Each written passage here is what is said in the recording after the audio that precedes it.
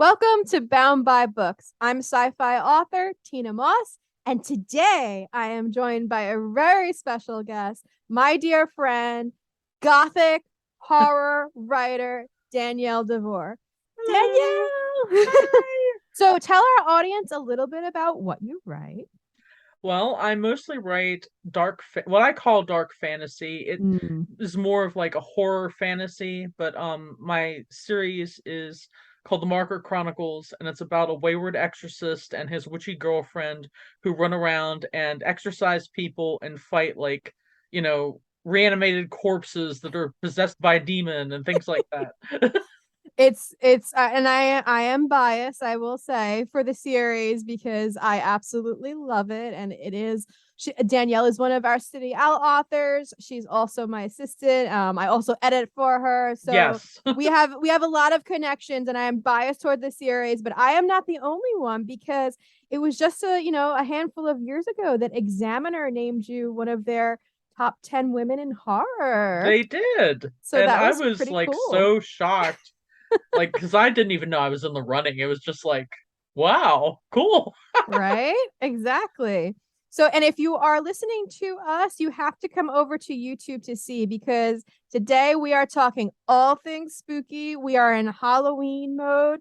Danielle Yes. is do you call yourself a goth? Like, are you a Yeah, I bona consider fide myself goth? goth Oh, that's awesome. So, because I actually became a goth like, back in the 80s when it was huge, and I was like a kid goth. Like oh, literally, that's so fun. my next door neighbor had I was friends with a little girl, her name was Gita, and the older daughter Najma was into goth and punk.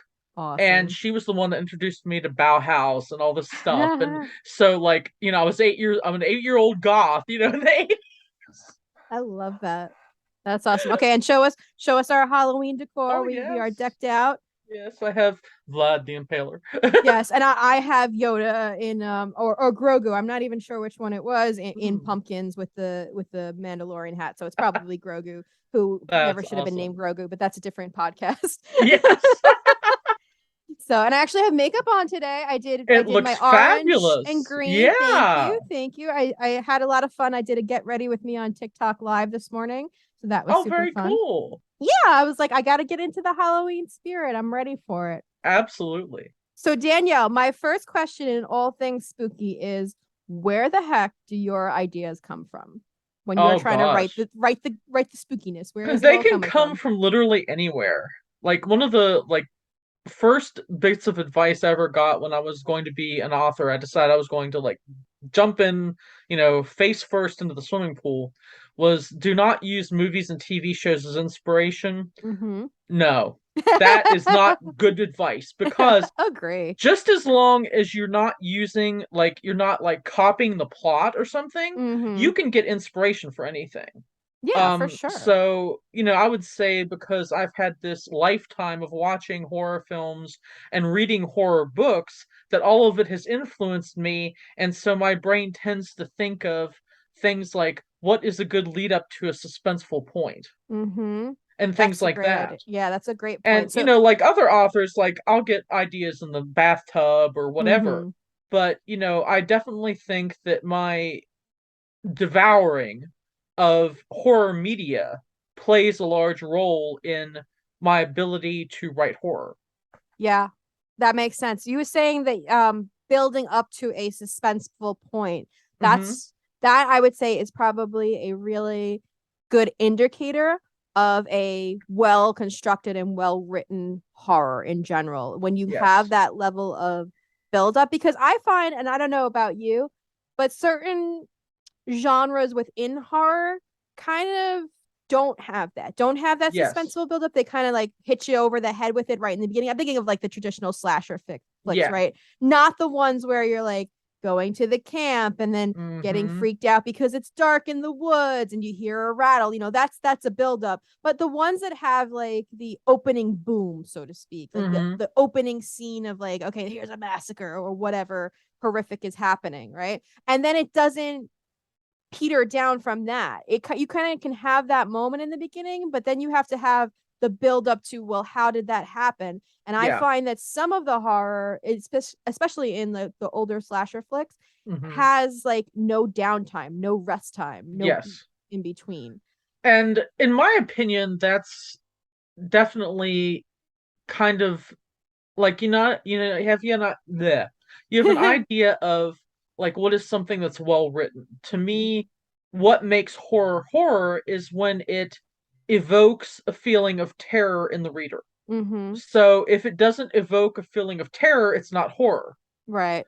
But you have to make that terror grounded.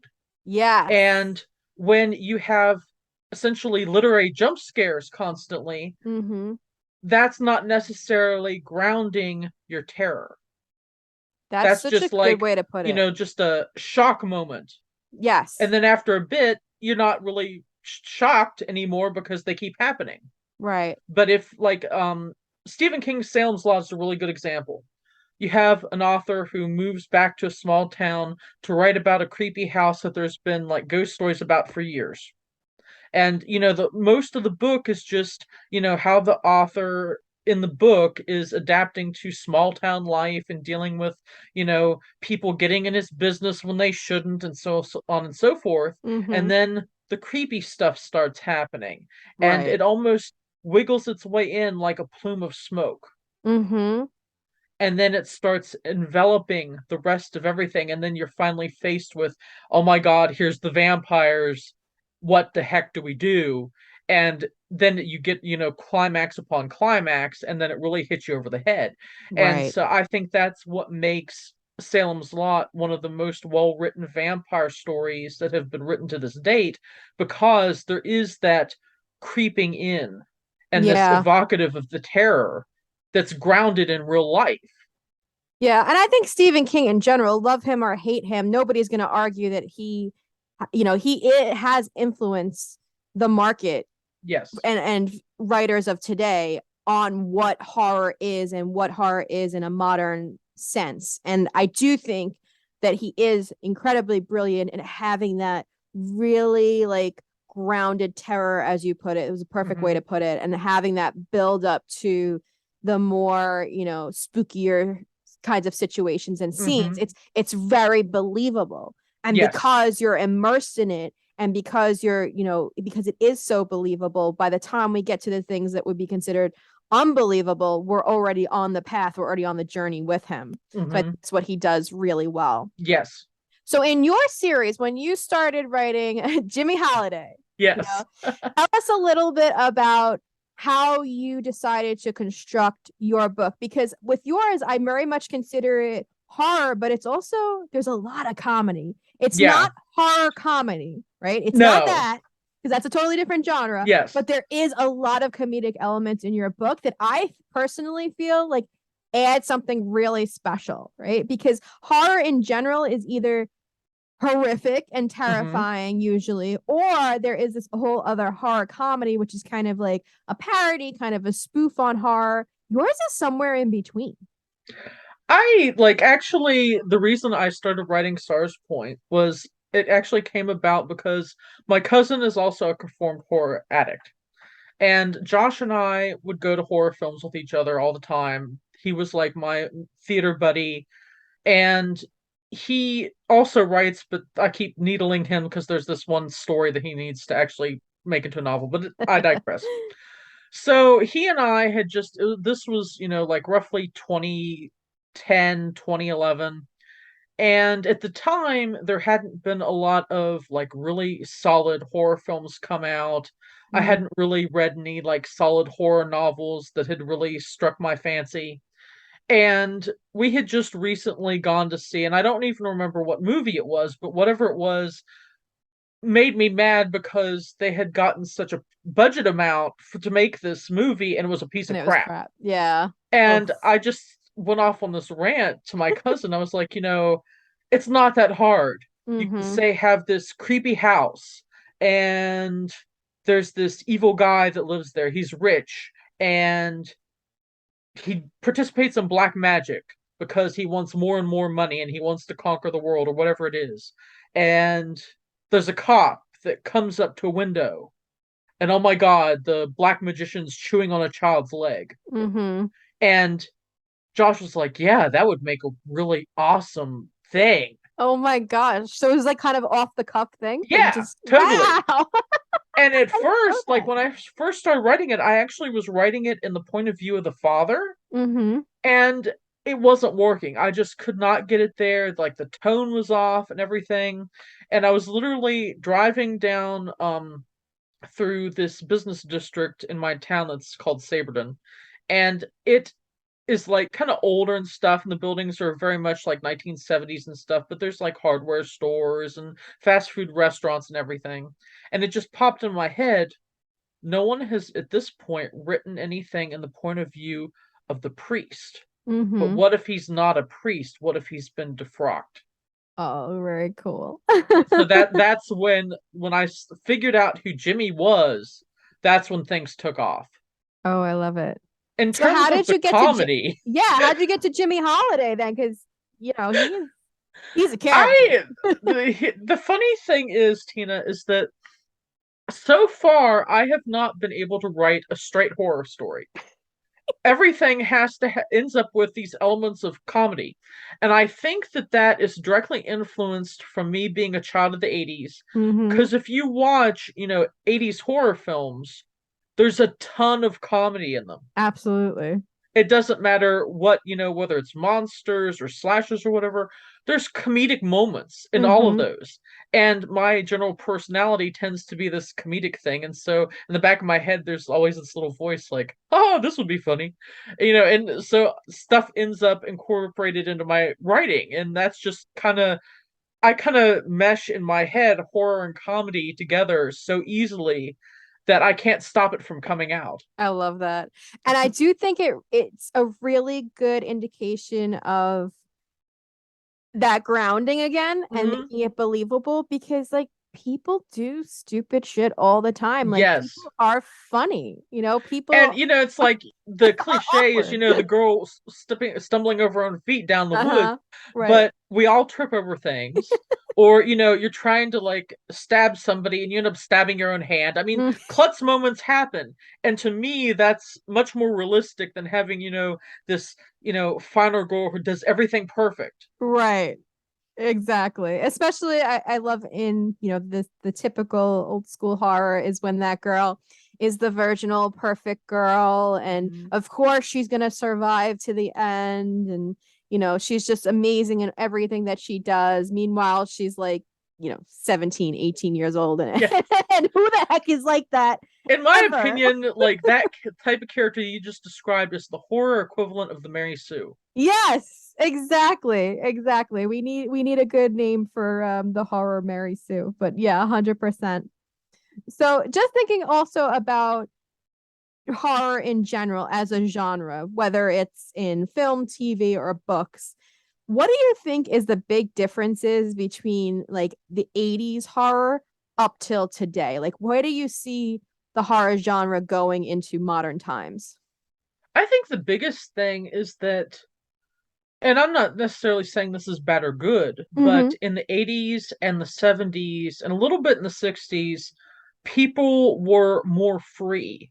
Mm-hmm. And what I mean by that is that they put everything on screen. They didn't worry about, like, is this item going to offend someone? Mm, It was just everything was put out there. And sometimes not in a good way, mm-hmm. but sometimes in a very good way because it grounded the realism. And I think today, a lot of authors are too afraid to put the gruesome there that could cause a trigger in someone. Mm. That's a good And, point. you know, when you get into trigger warnings with horror, it gets very tricky Yeah. because kind of the point of horror is to trigger you. You're supposed to be upset, you're Right. supposed to be frightened. So it gets funky trying to figure out, like, for instance, when you make a list of trigger warnings on your website, which Mm-hmm. of course, that's a standard thing at this point. It's very hard for a horror author to write out the triggers Right. because you kind of get kind of lost in this quagmire of, okay, that's kind of my whole book is triggering. Right, because essentially the genre itself Yeah, is a trigger. Like it's exactly. supposed to trigger you. Like if you Yes. have it's horrific. Yes. It's in And the so it's name. supposed to make you uncomfortable. It's supposed to make you scared and make your heart like thump in your chest and everything. So it becomes very interesting and difficult to kind of navigate that. That's a really great point. Do you think that's almost, I mean, part of it, of course, is our culture today is being more aware of sensitivities, of being more aware of trauma and what Yes. people are dealing with. And I think that's a good thing in terms of mental health.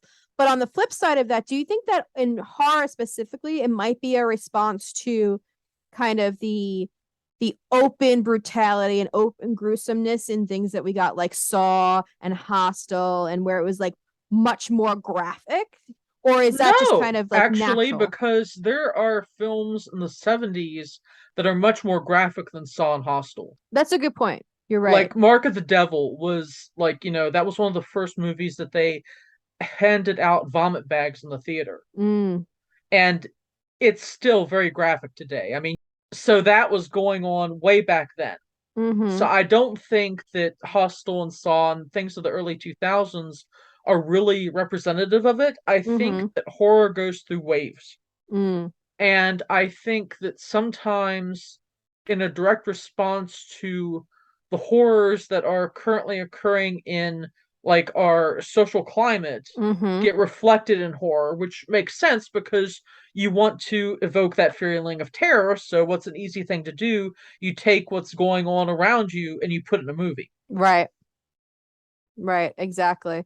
So where do you see horror now going? Do you feel like it's more stifled in the sense that like now we can't necessarily put everything on the page or the screen that we did before? Or do you think there's going to be like this reactionary thing where it goes in the other direction? They're like, okay, now we're going to put it back all on there.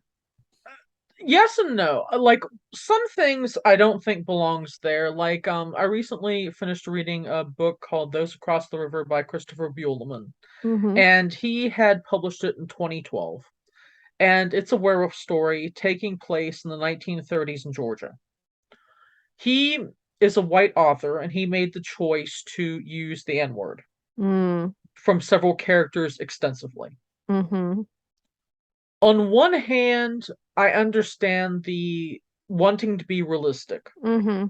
On the other hand, there are certain things that are bothersome to me as a person that cares about other people. Mm-hmm. And knowing that that word has so much horrific history Yeah. and it is very harmful to people, I I have trouble with the amount of times he used it in the book. Mm-hmm. He did later come out and say, as the way he has grown now, he would never have written the book the way he did and things like that. So I give him props for that. But I think even in 2010 and 2012, because I'm sure he was writing it prior to 2012, Sure. You knew we better at all that point. knew it Yeah. was not a word to use. Right. And, if I were going to write a realistic story based on that time period, I would not have written out the word. It would have been Yeah. N and dashes. I would never Mm-hmm. have written out the word. Right. Um, but where do I think things are going? I think that people do feel stifled because it seems like it's beyond just horrific words that are now becoming problematic. Mm-hmm. And what I mean by that is that, before nobody worried about like if there was one character that happened to be racist on screen, the idea was to punish that person for their actions. Mm-hmm. And, because horror is also very much a morality tale. Mm-hmm. For sure. Um, so things were handled in that way. Now you have to wander the line of, okay, you have this character, but a lot of people don't seem to make the separation between you're writing a character that gets punished for the misdeeds versus you yourself as an author. They think that you must think this way because you have written this character like this way. That's a great point. Yeah. How do you How do you balance that? Especially, I think, as a somebody who's delving into horror, whether it's a new author or established author, maybe you've written certain things in the past in a certain way. How do you kind of navigate this not new world, but this more this more enlightened world, to be Yes. honest? How do you navigate the needs of your audience versus the representation in your books, and how that could be potentially harmful?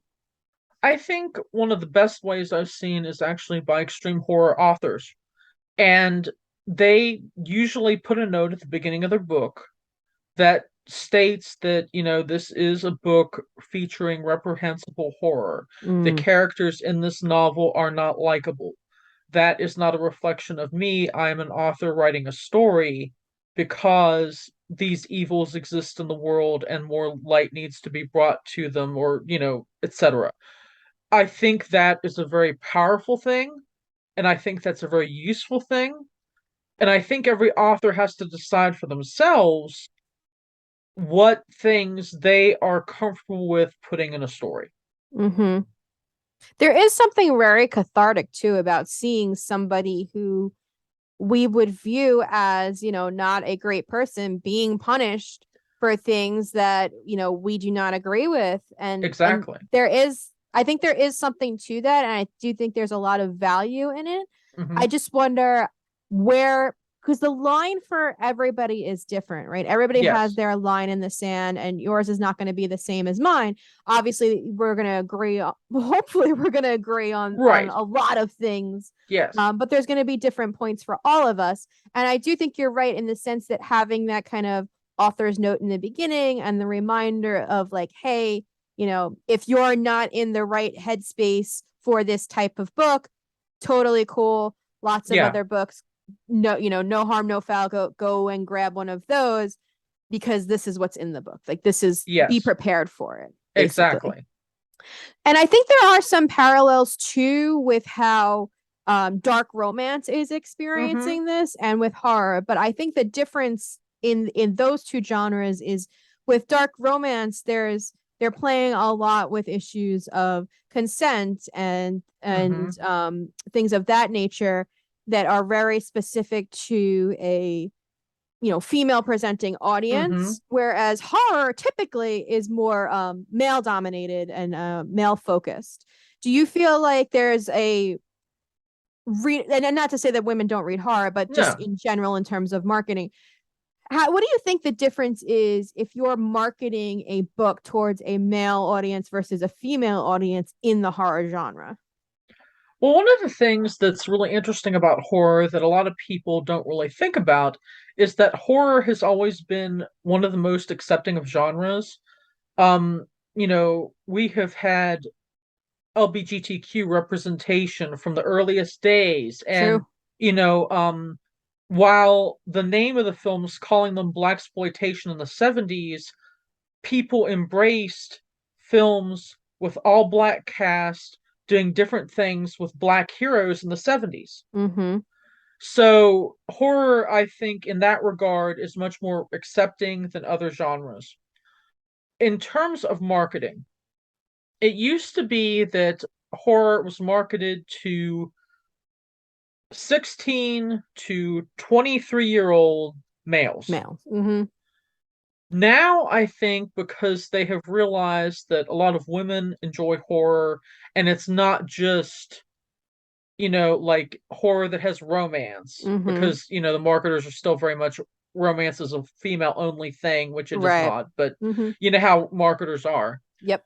Now, I've been noticing that horror is very much marketed more as a unisex thing, Mm-hmm. which I think is a very smart thing to do because, we have, as a society, come to recognize there are more than just male and female genders, Mm-hmm.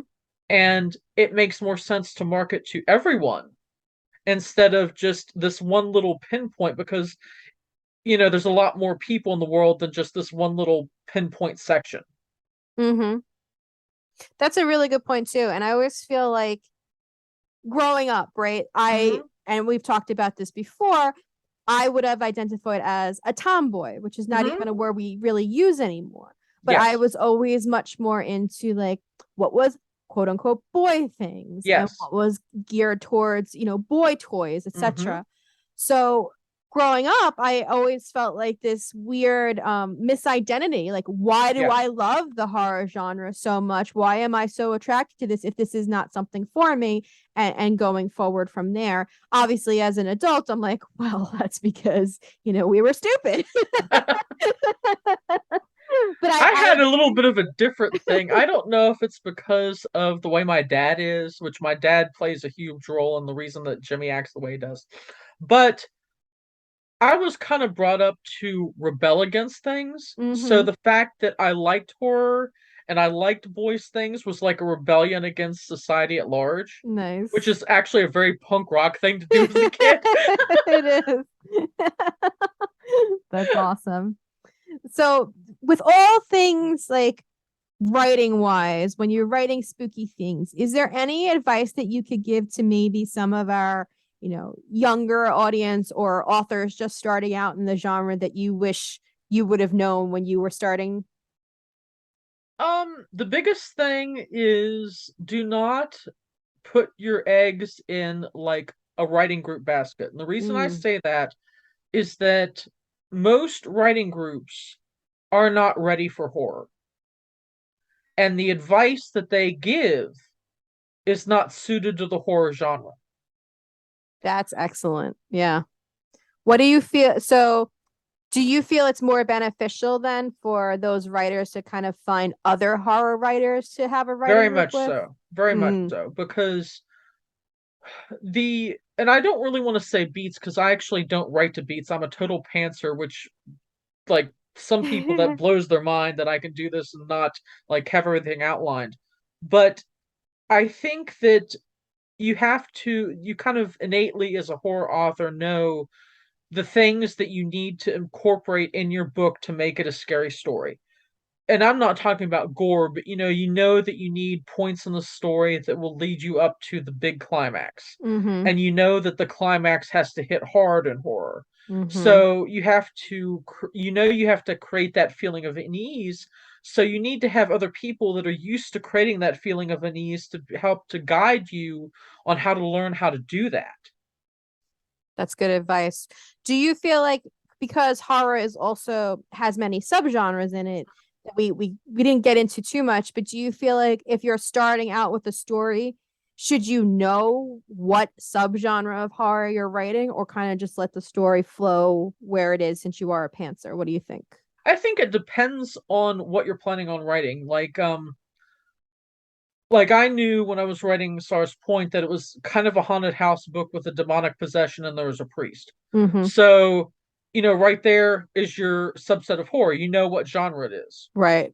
You know if you're going to write a vampire story. You know if you're going to write about, a monster, or if you're writing a slasher. You have to kind of know that, at least that, before you go further because, you can't have a horror story that doesn't go anywhere.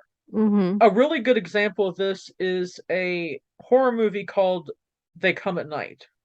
And then it was like nothing came at night. And it was such a letdown because nothing happened. And you're That's going to the get worst. like a lot of people that, it's like you kind of went for the gusto and then, you're total like you're just slammed to a brick wall. There's nothing there. Mm-hmm. So you have to have the payoff. Do you think Otherwise, that you're really going to annoy people. yes, true. And I almost feel and tell me what you think about this.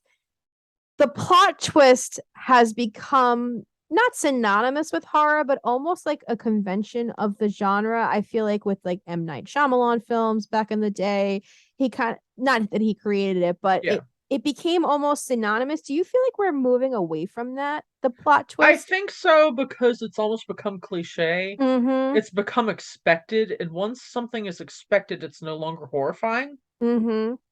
Yep, that's kind of the feeling that I've been getting lately, and I kind of like it because I feel like with like a lot of modern day stories, we're getting the buildup and we're getting the payoff, but not Hmm. necessarily in the sense like, oh, we have to twist the whole story around now. Right. It's kind of like, even if you can see where it's going, I feel like the authors are doing it so well and taking you on the journey, that you don't necessarily need the plot twist. I mean, I still love a good plot twist, but I have Sure. noticed recently that like that seems to be a thing that is going away, and I think it's Yeah. because it did become so Yeah. overused. It was used way too much. And I almost want to say that we are kind of moving back because the plot twist in horror was something that was so popular from, I want to say, roughly 85 on. Mm-hmm. And now we're going back before that and just telling a straightforward, scary story.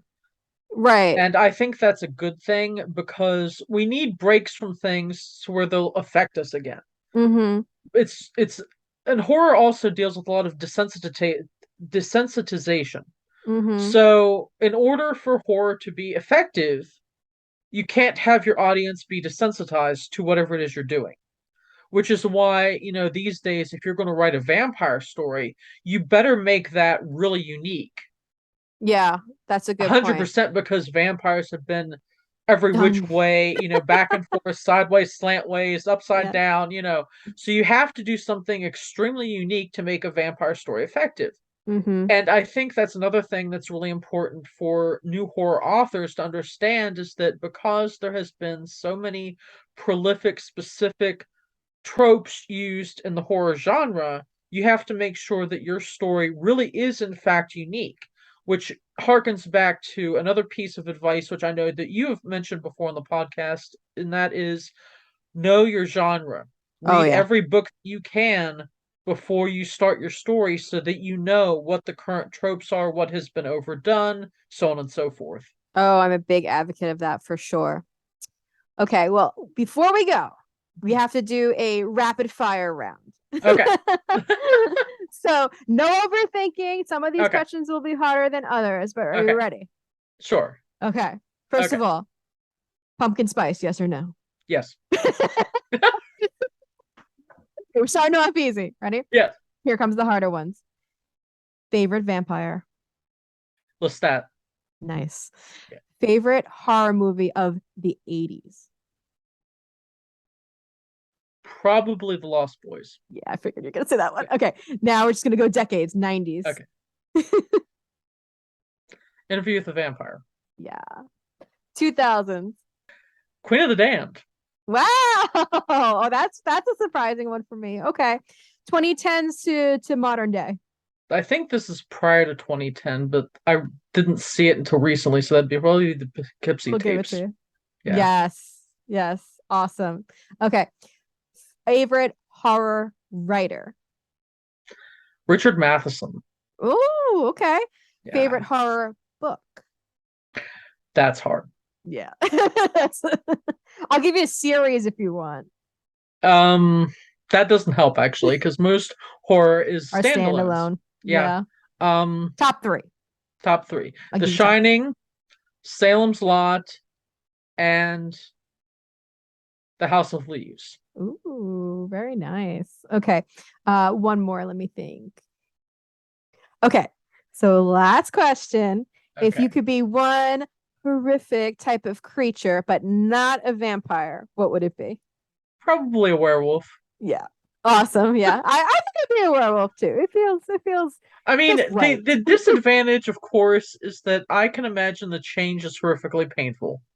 Yeah, I mean, I know like a lot of different writers have done it a lot of different ways, but just from a logistical perspective, it feels like it would not be a fun Yeah, time. exactly. Not be, or maybe a witch. I think I would also like witchy vibes. Yeah, but Witch I, and I witchy don't vibes. necessarily think of witches as creatures, That's a good if that point. makes any weird sense. That's a good For point. me, a creature like now, cat Sith would be interesting.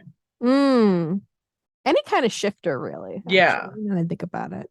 So awesome. But thank you so much. I Oh, appreciate sure. your time and your rapid fire questions. And I hope that for those out there listening or watching, that you have a very happy Halloween and that you've enjoyed this episode of All Things Spooky.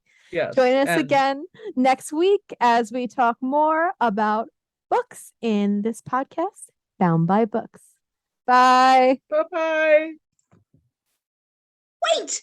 Before you go, don't forget to like, comment, and subscribe, and check us out on our website, boundbybookspodcast.com.